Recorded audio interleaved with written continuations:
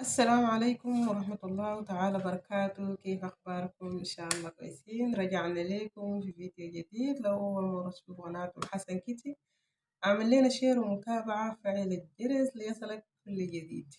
طريقة عمل التهلية أو المديدة. طبعا مكونات اقتصادية وبسيطة جدا. طبعا دي المكونات: عندي معلقتين من النشا، هنا عندي الكريمة جاهزة، هنا عندي كوبايتين من الحليب، هنا عندي نص كوباية من السكر، وهنا عندي ربع معلقة صغيرة من الملح. دي المكونات كلها. ممكن تستبدل بدل دقيق النشا ممكن تستخدمها كاستر عادي جدا. دي المكونات كلها طبعا. يلا هنا نبدأ نحط الحليب على الحلة، وهنا طبعا دي الحلة وحطيتها على النار. نضيف عليها الكوبايتين من الحليب،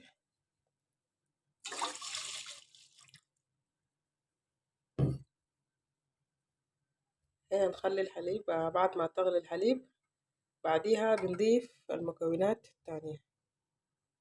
هنا بضيف 4 حبات هيل. أول حبة هنا طبعا الحليب بدت تغلي، بعديها أضيف الملح، هنا أضيف السكر،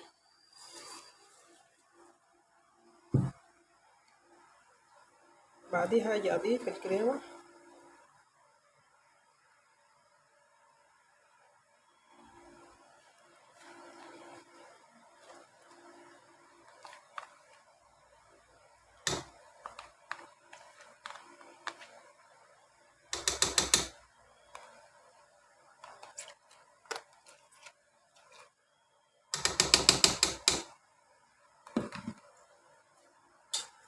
هنا بنحركها جيد حتى يذوب.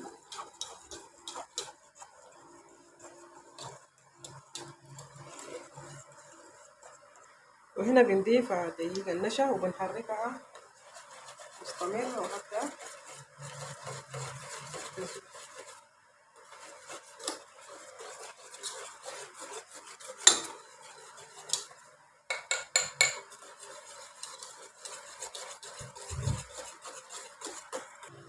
وهنا طبعا ده القوام المطلوب. شايفين يا جماعة القوام طلع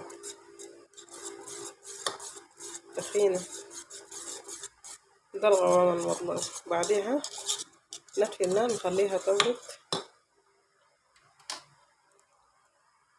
وهنا خلاص صار جاهز. هنا برد وخلاص. بعديها بنعبيها للأكواب البلاستيكية دي، شايفين على الطاقات البلاستيكية دي. بعديها نعبيها ونحطها على التلاجة.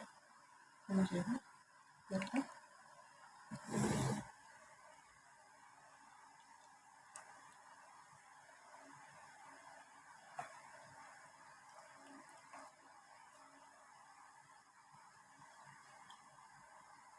وهنا خلاص عبينا، هنا شايفين عبينا، وبعديها بنحطها على التلاجة ونبدأ نعمل الطبقة الثانية. طبعا الطبقة الثانية طبعا طبقة الجيلي نبدأ نعملها، دي نحطها على التلاجة ونبدأ نعمل الطبقة الثانية. طبعا دي الطبقة الثانية طبعا ده الجيلي بتاع المانجا. وهنا طبعا ده جيلي المانجا طبعا جيلي المانجا. وهنا طبعا عندي موية كوباية ونص. بعديها بجي بحطها على الحلة، أضيف الكوباية ونص الموية،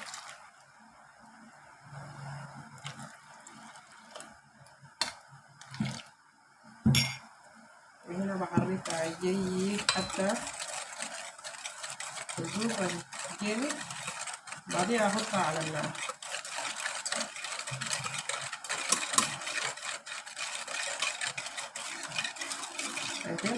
شايفين اللون.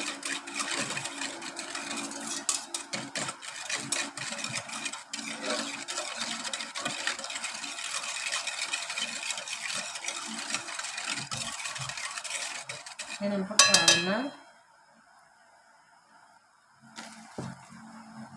هنا طبعا حطيت على النار، وبعد ما تغلي بعديها بطفي النار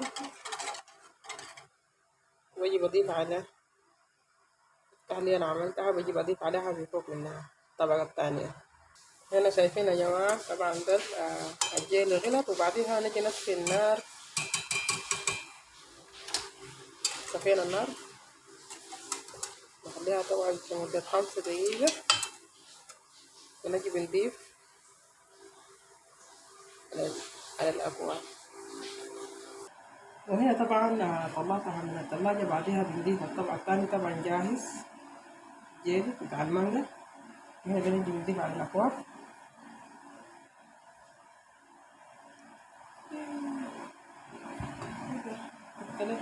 الأفضل إنه أغرف بالحاجة من أكبها بالحلة مباشرة، أغرف بالكوباية الصغيرة دي وأجي أضيف عليها.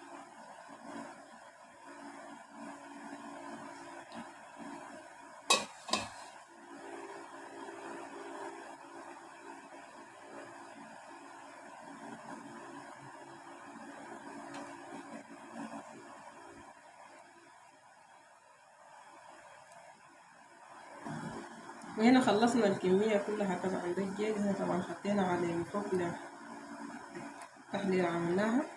طبعا بنحطها على التلاجة لمدة ساعة، بعد ساعة بنطلعها بنشوف النتيجة عامل كيف.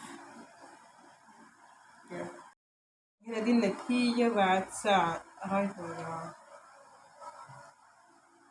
طبعا حاجة جميلة جدا يا جماعة.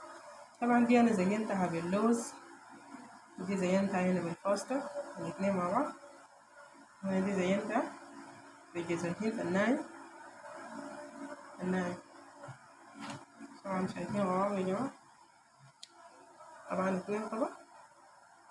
شايفين رايكم حاجة كده جميلة خالص. طبعا هنا من وين بتتابعوني؟ طبعا هنا بتوقيت أندونيسيا. طبعا فطرنا لنا ساعتين بتوقيت أندونيسيا. من وين بتتابعوني انتو؟ رايكم يا جماعة، شايفين الغرام؟ يعني حاجة كده رهيبة خالص. رايكم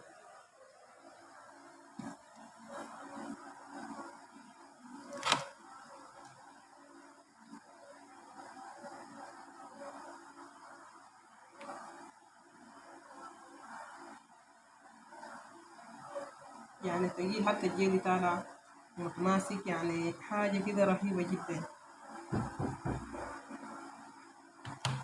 جميلة خالص. رايكم؟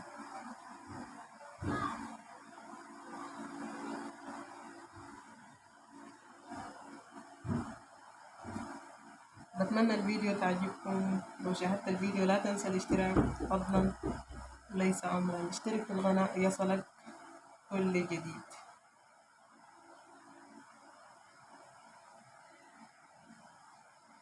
مع السلامة.